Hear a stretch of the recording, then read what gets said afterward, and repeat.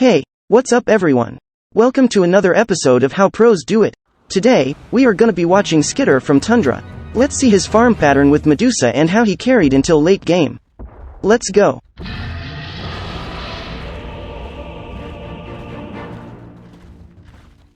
So you feel like the big weakness I've seen, I think it is going to be, a bit more passive depending on how well the supports do. They're going to be looking to just buy time, farm the map, make those jungle stacks, use the greed that Beastmaster Coddle can kind of take advantage of. And it may be similar to the last game of Tundras we saw, the game 2 versus Talon, where they're just trying to, wait their time and farm. And it's going to come down to whether or not OG can make those plays. Okay. Let's see. I did.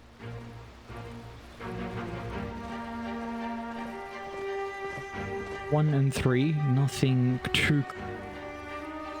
Is a very high win rate, so maybe people are just not quite sure still yet what the full build is going to be. But again, there does seem like there's going to be a lot of value with the Medusa this game. You've got, we spoke about the Beastmaster to enable the Dragon Knight scaling with his right click and even the Enchantress Impetus. But now you've got an even better user with that Inner Beast, and who knows how the Chakra is going to be able to come into play for Skiter as this game goes on as well. And I mean, overall, I know we're not quite sure how Medusa shapes up, but if this was more of an old patch Medusa, how would it go into the heroes that OG have?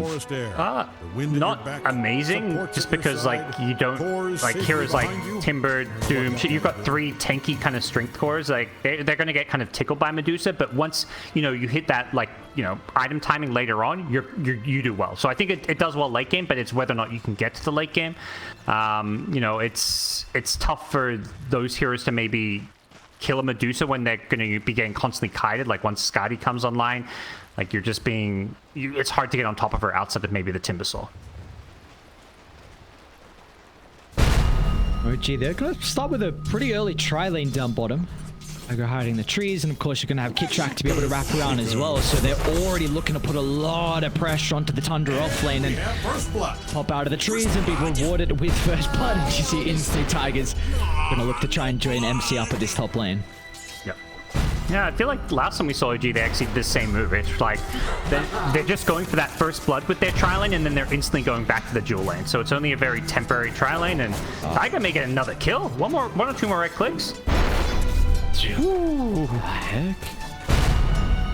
Heck, he's just right-clicking people down. Oh my god. And at least, Parker used to not like watching techies. This hero is actually, it's not too bad to watch now. It's a very different techies, and usually I'd hate if I see a techie's first phase, I'd be like, what the hell is going on? It's a bit odd, but it's a different style of the techies. It's not the worst thing when we see it come out.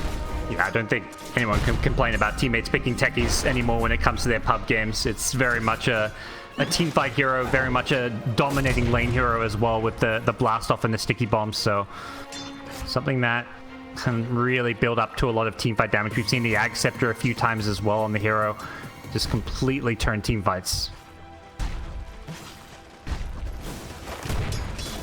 Yeah, it feels like it's going to be an interesting transition for the techies with this new scepter, if it's going to start to be like a core item build or not, because of course we did see it in that previous game with Sarksa picking up. So see if Tiger once again is going to look to try and follow that route as well, because it takes a little bit of gold. Look now, but Radiant's bottom tower. So look to see so far mid lane. BZM is botting 9, and it's to be expected. I mean, this is a Timber into a strength hero. I don't really know if there's much 9 can do to offset this matchup.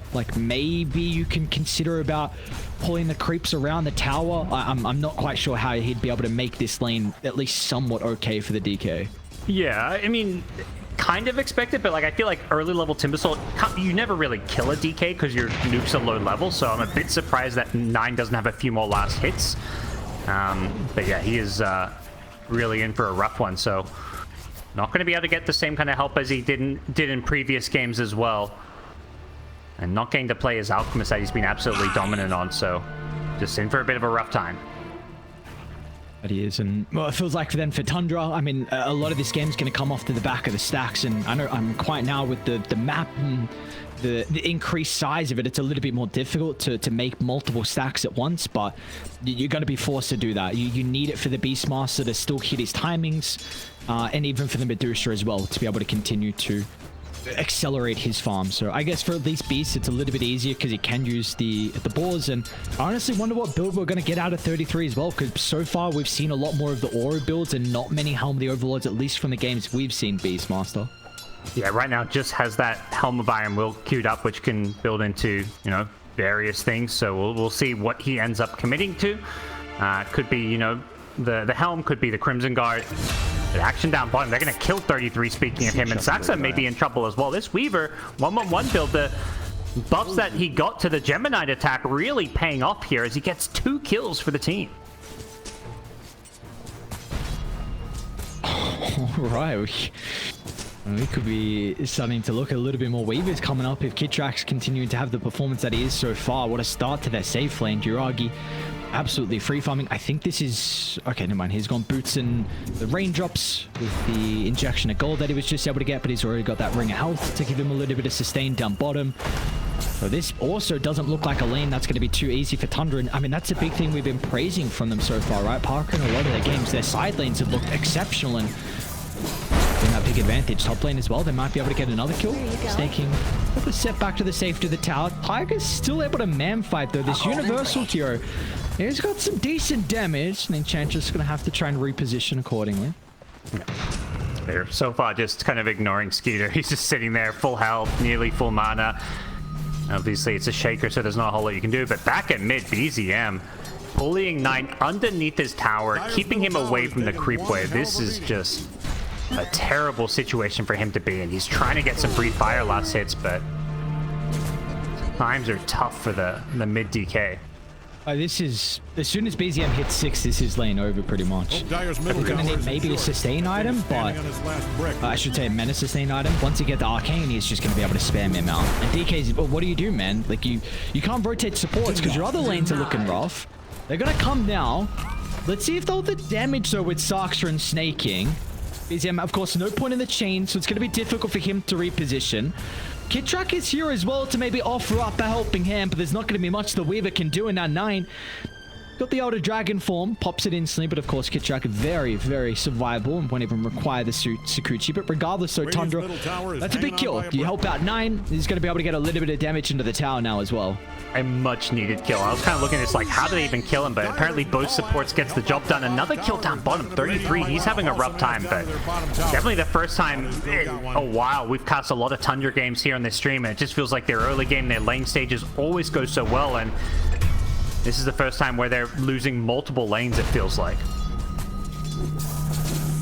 And like, that's what tends to happen though if you make that big rotation mid. The 33 gets vulnerable, so they get that kill. What is that? Second death as well for the Beastmaster. I mean, he's starting to make some stacks at the Ancients at least.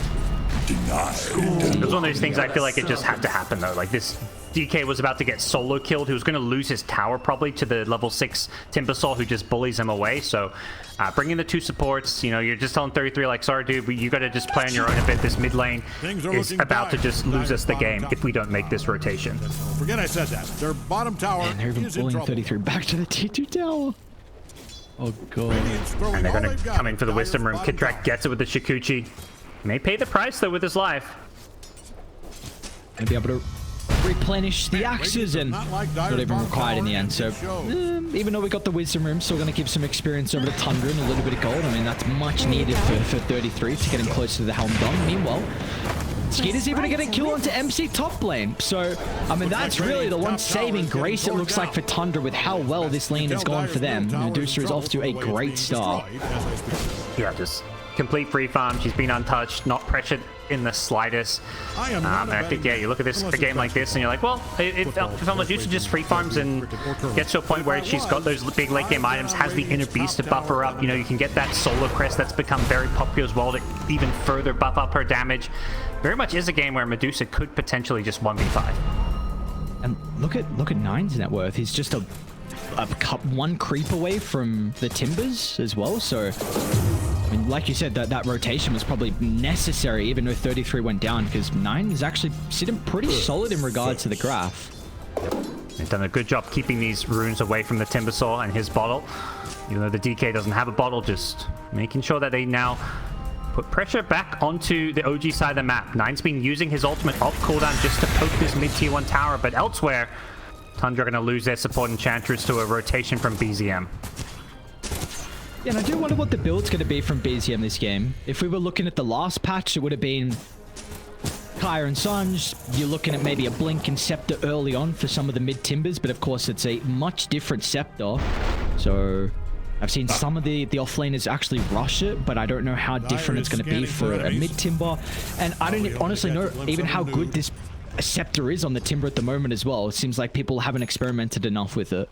Yeah, and if you're exactly, we saw one game of it, I think, yesterday. I think it was actually Mind Control who went for it, so we'll see if BZM has the same idea later on. For now, it's going to be the Kaya.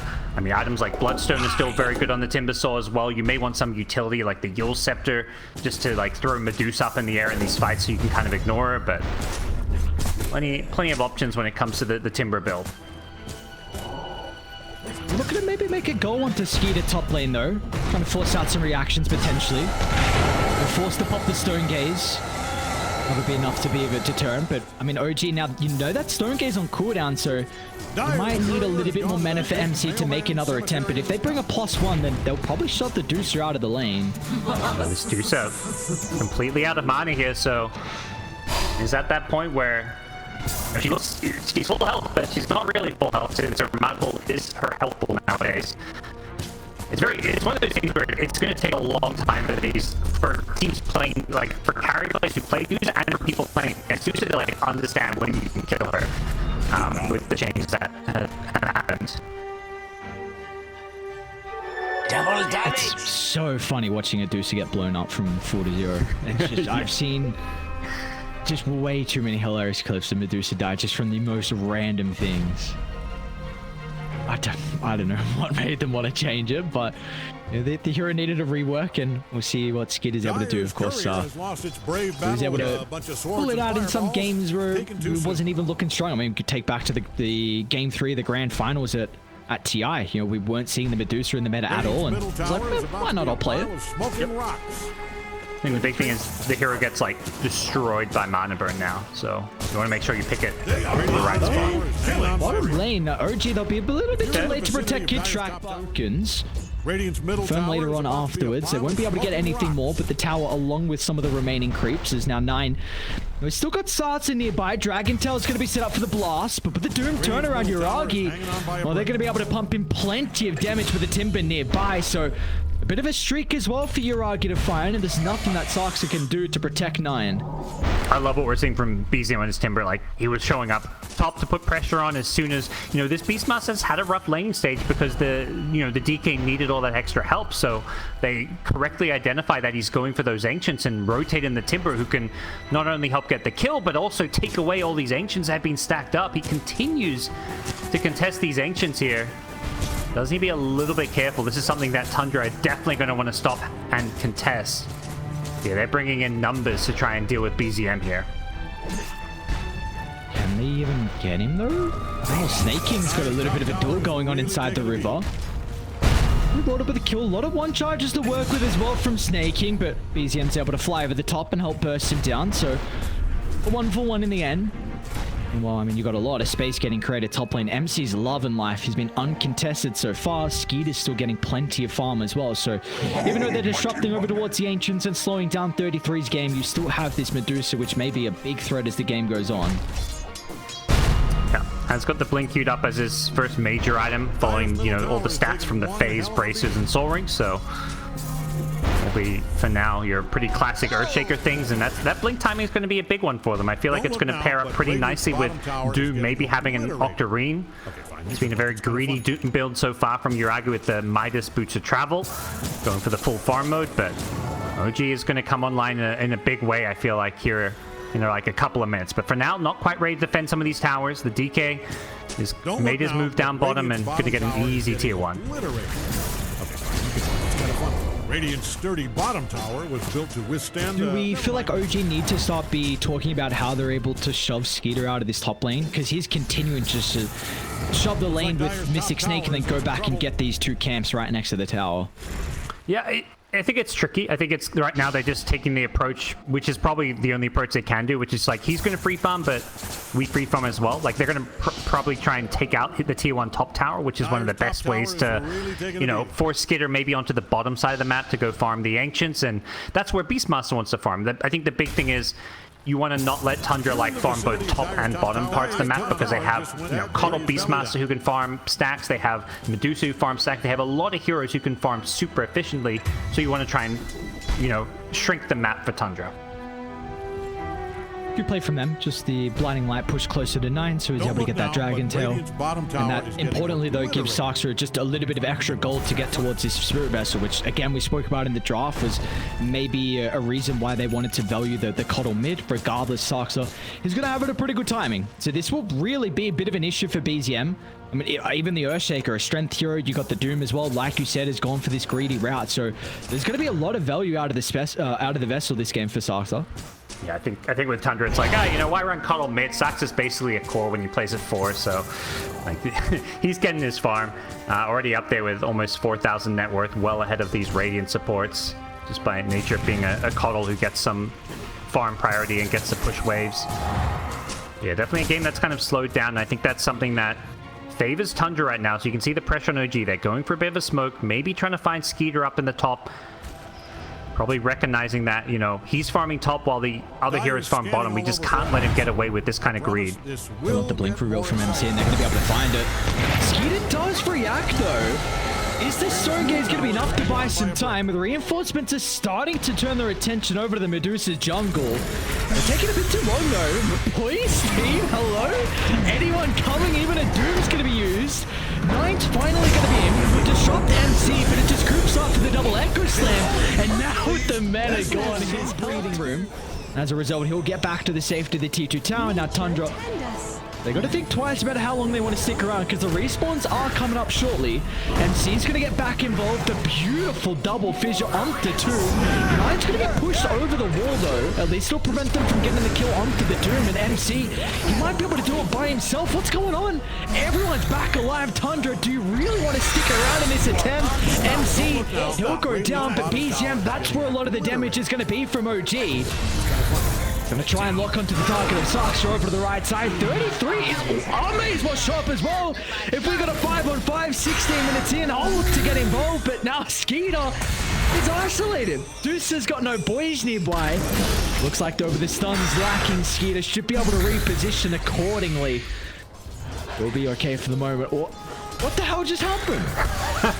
You know, Tundra, it's like you kill Medusa, we're gonna fight you, we're gonna punish you for that, and it worked out at first, but I think as you highlight in the fight, is like the fight went on so long that all those OG heroes that they were killing started to respawn, and things like the Dragon Form on DK wore off. So all of a sudden, Tundra didn't really have the firepower for such a long, drawn-out fight. You know, it ends up being pretty even, I think, between the two teams in terms of the overall fight breakdown. It was like a 400 gold swing going Tundra's way, but ton of action. Medusa still continues to like free farm pretty well. Oh, this is a big attempt onto BZM, and again with the Vessel, it's probably going to be a kill that they're able to convert, unless MC can do something about it, but he's a little bit too late, and Echo, oh, it just comes back up. It could have been perfect opportunity for him. Gonna get some distance away inside the tree line, but that's an awkward position for him to be in nonetheless, stuck against the wall, and Tundra, they're gonna be able to find 2 kills. This Vessel is zoning. Like, it's been huge. Timbersaw had the Axe queued up. He even bought the point booster, and now he's like, nope, I need a use. He's just changed his item build because of this Vessel. Skeeter's got a diffusal blade, man. Oh my, okay. This is a very... What's happening bottom lane? 33? Looks like the Dire. You are doomed indeed. Down goes the Beastmaster. An easy kill for OG to be able to find, so at least they also get something out of the map. It's been a tricky game for the Beastmaster. He's been able to do a good job like pressuring the waves with, you know, the helm and the momentum that he can kind of provide, but hasn't been able to actually like contribute to these fights all too much. But Never really count out a 33 Beastmaster. He'll find a way to get back into this game, and even just as kind of this utility here to even further buff up Medusa, it's going to be a very, very tough Tundra draft to kind of answer once we get to that kind of mid-game part. I am not a betting man. Unless it's can the Doom be that answer though? Because Jiragi's been completely alone by himself across the map. 306, top of the net worth, and you spoke about him going this greedy build, and it's definitely paying off for the gold that he's been able to find. But do we feel like with all the farm he has that he could be a big turning point in a couple of the mid-game fights? Definitely could be. I don't think you're definitely never going to be like a counter to the Medusa. She's not a great Doom target as well, but because you get so rich, you can itemize to limit Medusa's presence on these team fights. Has a halberd queued up for now, so that's just going to be getting spammed on the Medusa to limit her right-click damage. But yeah, basically you get to use all this farm to, you know, do a lot when it comes to these late-game fights. Do have those Tormentors up in a couple of seconds. So it looks like Tundra TP every single one. Actually, Skiter doesn't come down, but the boys down for it. So who we got as a potential to find? It looks like Sarksa and Snaking. So I mean, both some of the better supports that could potentially be working with the Aghanim Shard, and it's going to be given over to Snaking. Snaking, not just, I mean, we always talk about Sax's Coddle getting tons of farm and having an impact. It's the same thing with Snaking's Ench.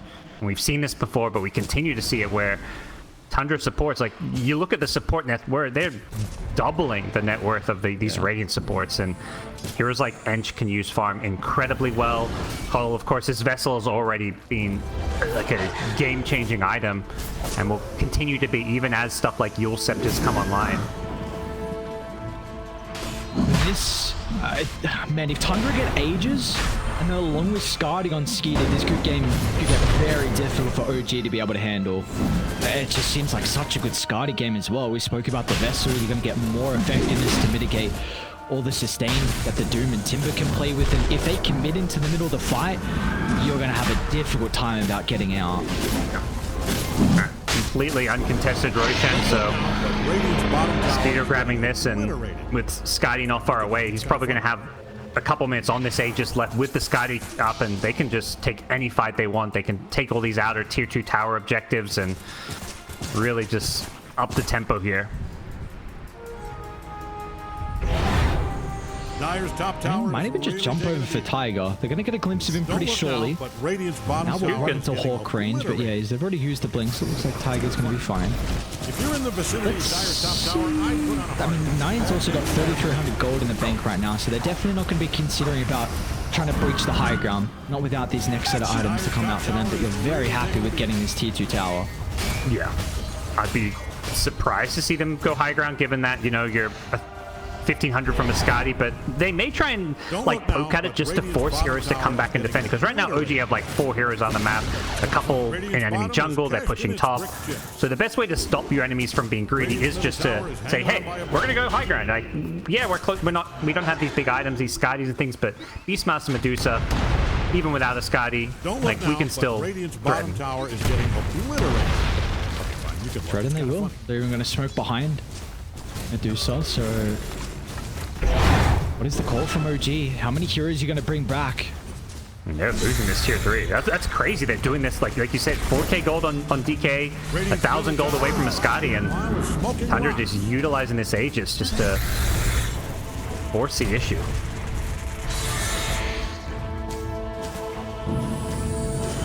The wraparound, that's going to be the call from OG. You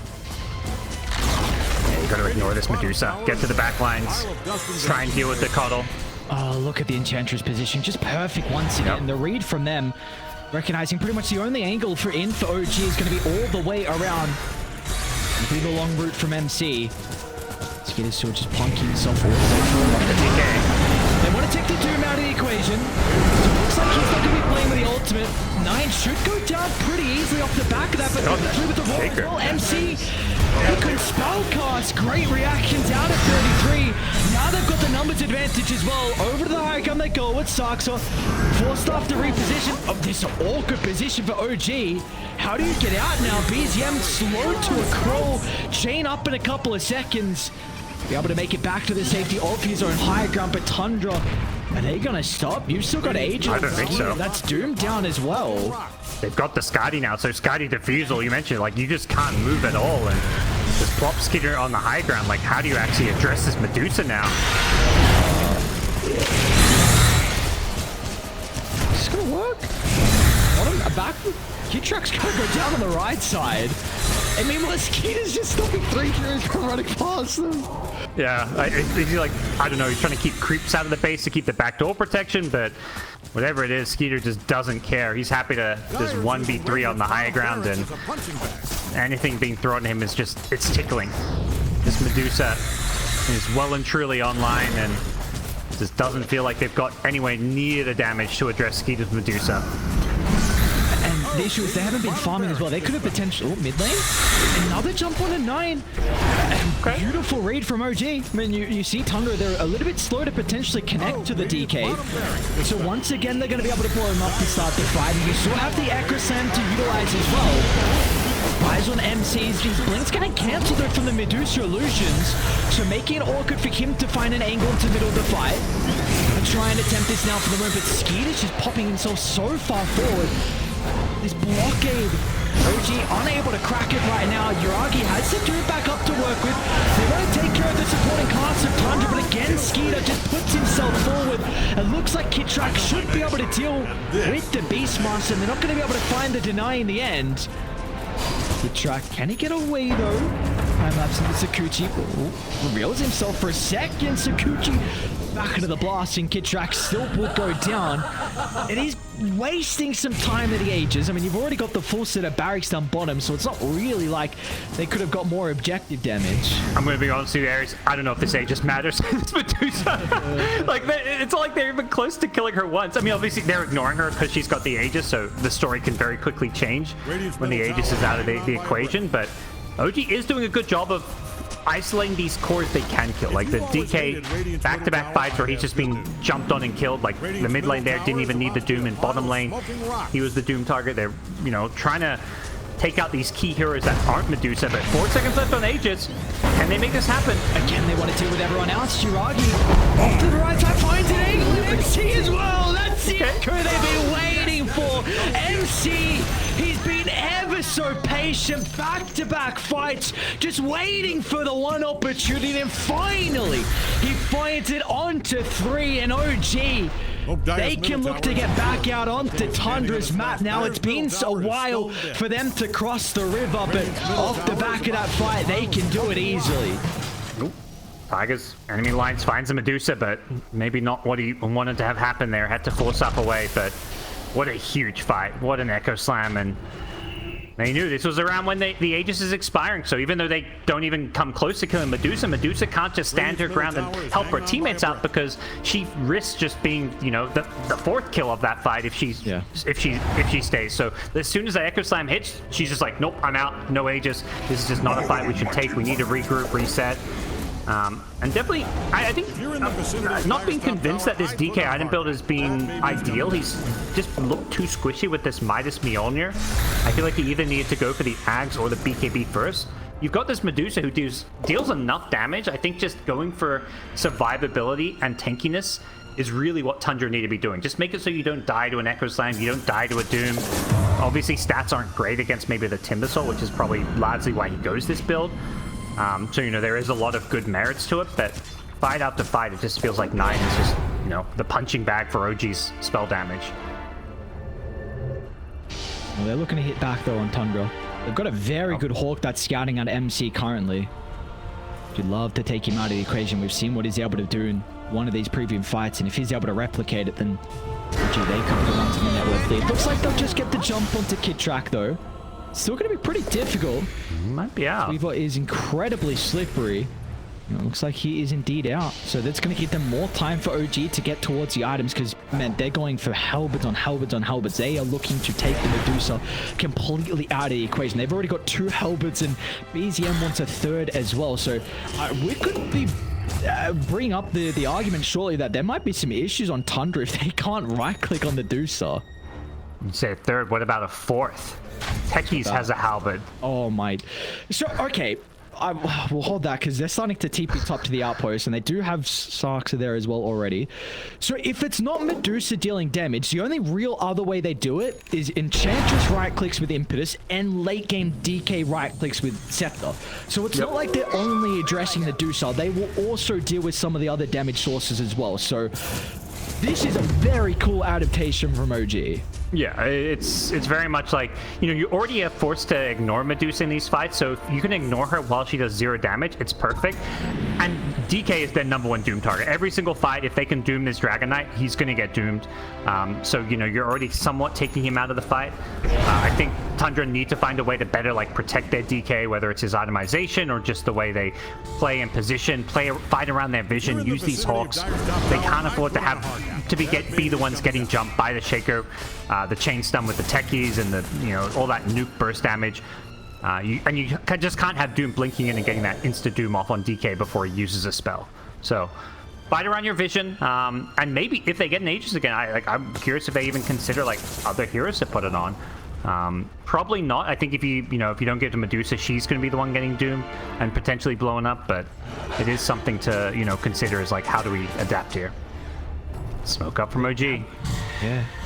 Be cautious if they group up. We saw what MC was able to do prior around this side of the map. They do see Uragi, and like you said, it's going to be ever vital to OG's team fight if he can get that proper Doom angle. He's just going to put himself forward. Going to also get a bit of information for Tundra to work with, and well, this time the smoke from OG is not going to work out. Tundra's just happy to disengage here. These two teams neck and neck. Less than 1,000 gold separates them. So far this game and this series living up to the hype of the two top teams in Group B. And both teams again going for this 5-man smoke. Or maybe for friends. They look unpopular. Top inside the lane. Look at the silence of BZM and decent with the damage onto the Timbersaw early on. He's going to be able to protect BZM, and now with the Scepter activating, he's going to charge into the middle. They want to take Snake King out of the equation, but the Enchantress is really making all the to echo for it. And now BZM is isolated as well. Uragi, though, finds an angle in for the Doom. Once again, it's going to be on to 9, but Skiter, he can protect him.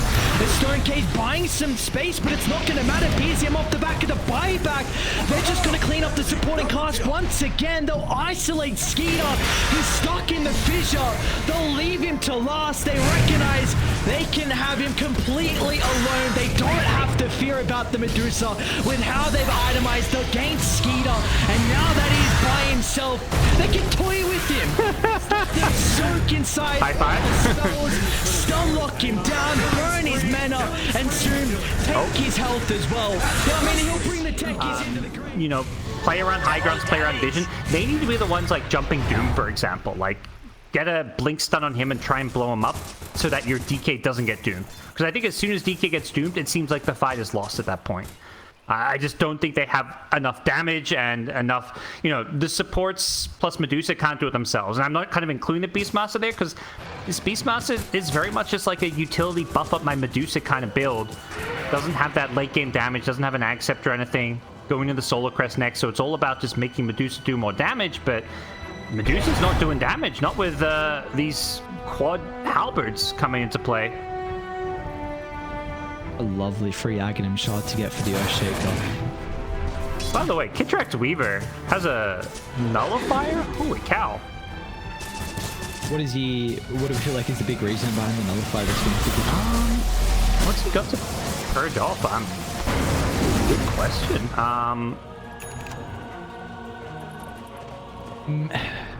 What is his role to deal with the Coddle in fights? Because if it is, maybe he's trying to address Sark's because he's got Glimmer and Force Staff, so maybe that's his sole role. Those utility items, yeah, I could definitely see that.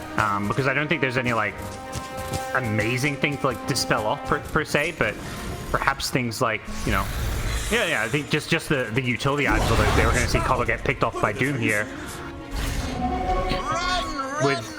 But yeah, with double Force Staff on the Dire side, both supports having it, you know, if you want to go on DK or Medusa, all of a sudden you can take out those Force Staffs as saves.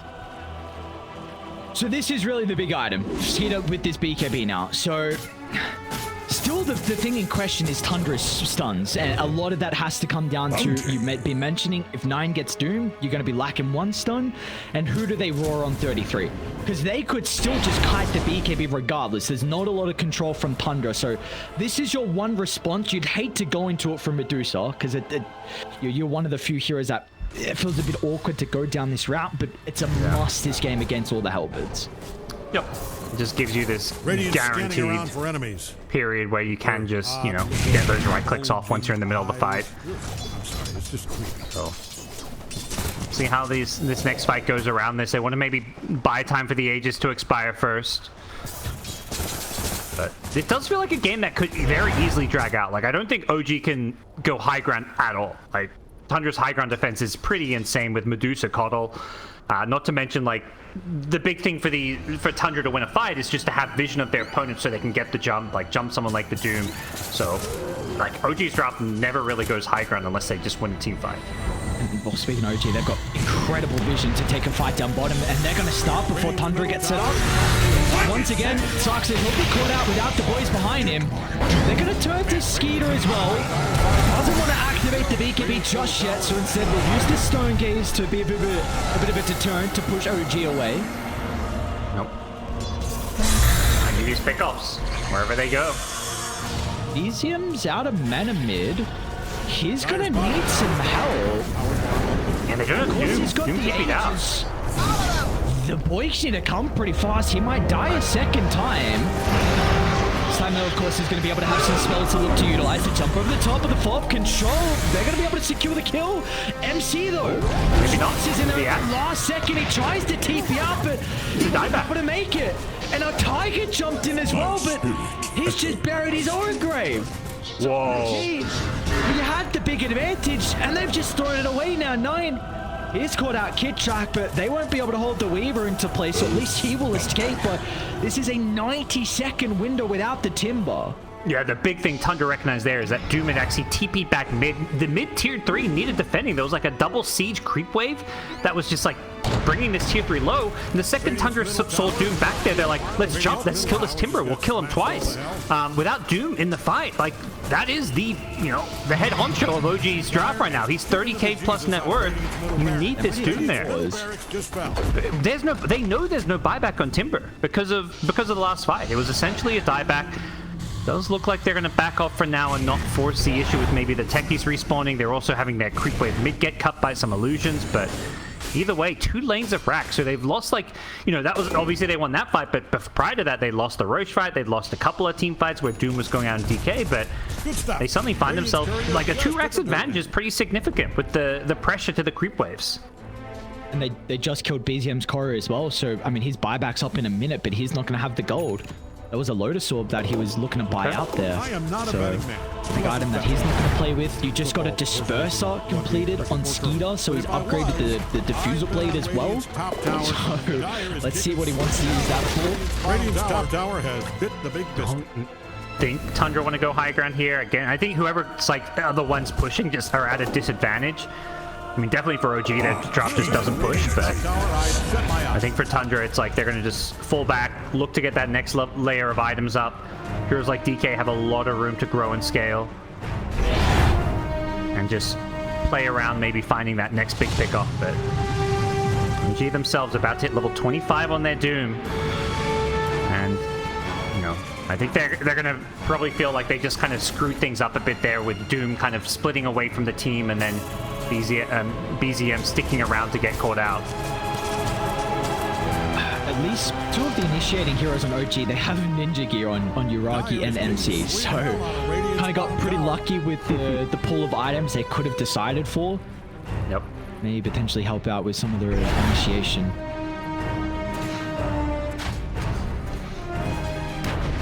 Skeeter's gonna run into Uragi. You want to Doom him? Yep, Uragi's not gonna mess around. Skeeter needs some assistance. The boys are gonna start to TP in towards the T2 tower, but his mana's getting evaporated. Skeeter, once it's gone, the help will soon follow. They're gonna be able to get some separation thanks to the 4 staffs, and Tundra will keep him alive. Wow. Beautifully done, just at the nick of time. Whew. Radiant's middle tower is hanging on by a breath. Narrow escape. That would have been huge for this game. Even though Medusa has buyback there, just forcing it out or putting yourself in a position where you bring down the Medusa and can maybe, you know, take Roshan if it's a quick respawn would be massive for OG's game, but they just didn't quite have the damage and the saves from Tundra. The end shield, the Force Staff's just proving to be just enough to get Medusa out of there.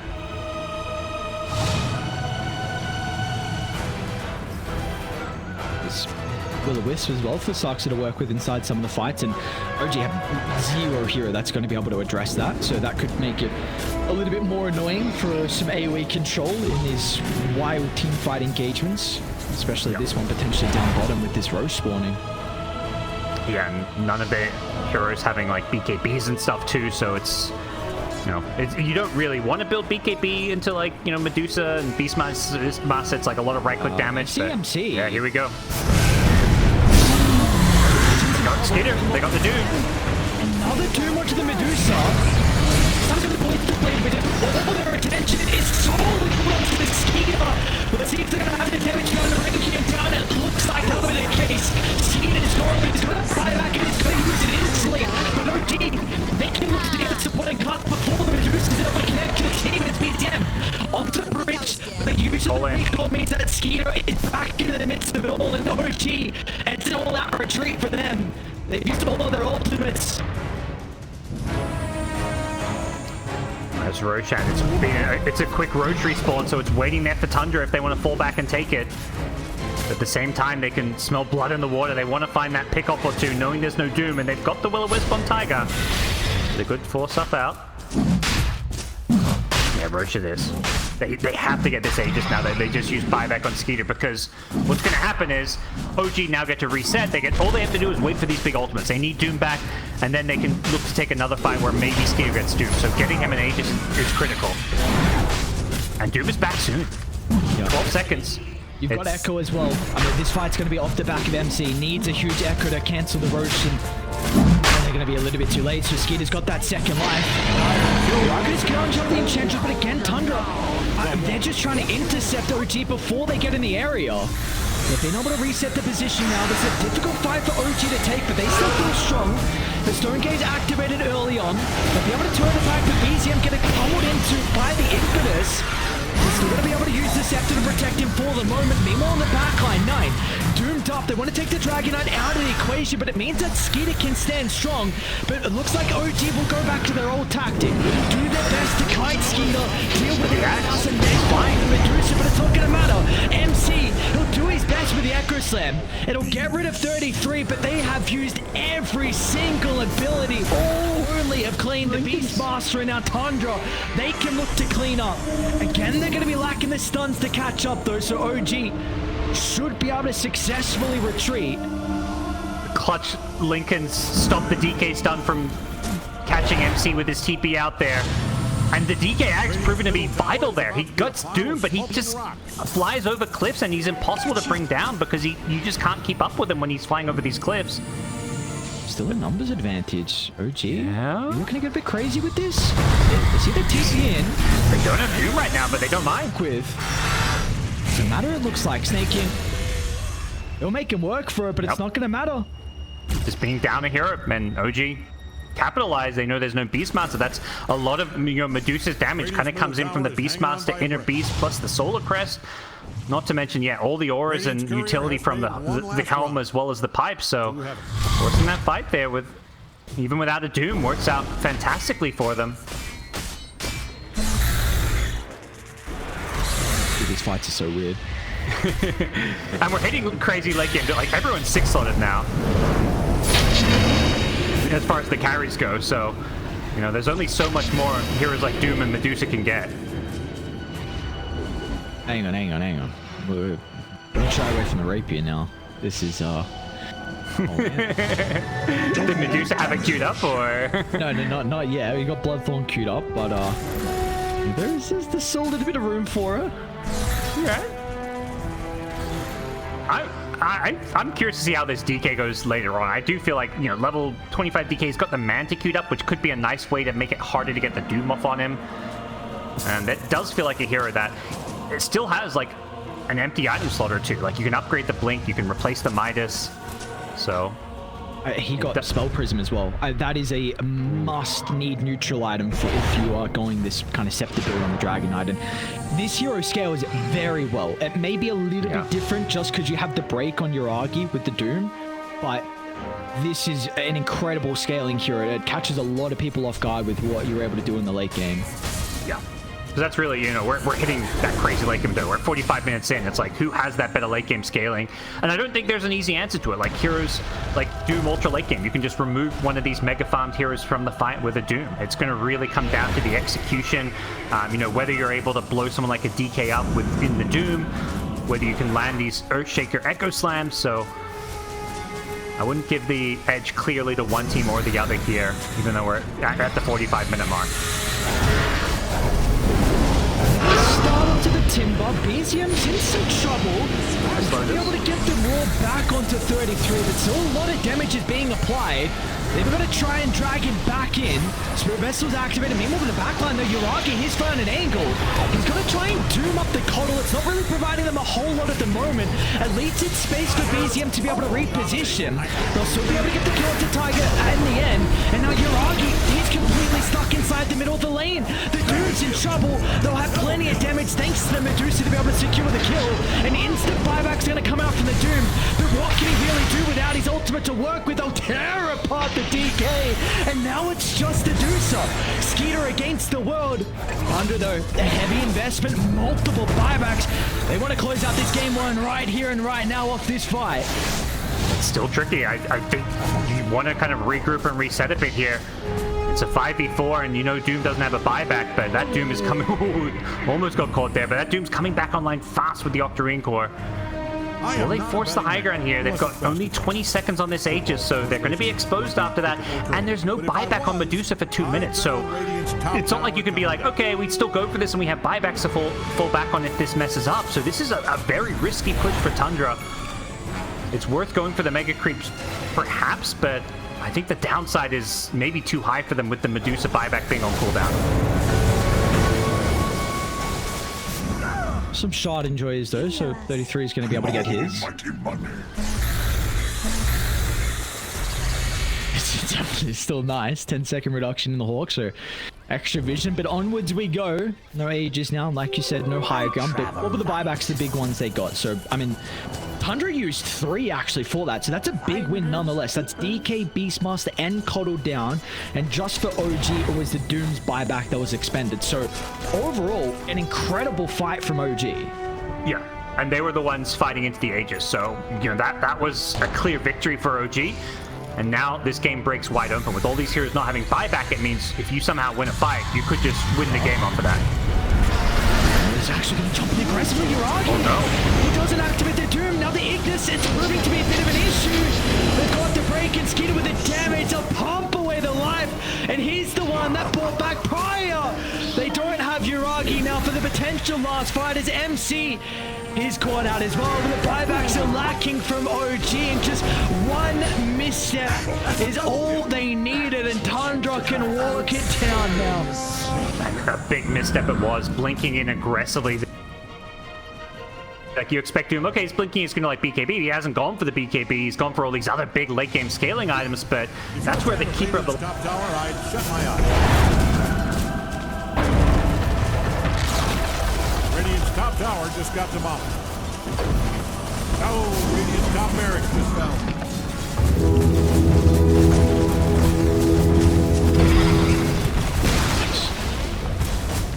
Looks like they're not even going to keep themselves up for it. T-Play's going down too fast.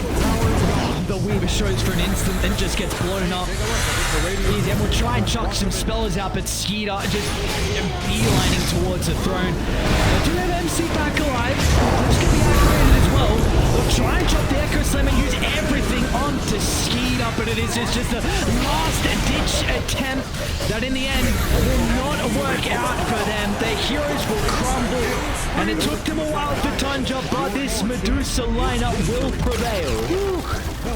What a game. That was so back and forth, neck and neck until the end where Tundra won that one big fight and things with a pretty big gold lead, but just an absolute bloodbath of a game, really delivering there. It felt like... That was awesome, right? Thank you for watching with me.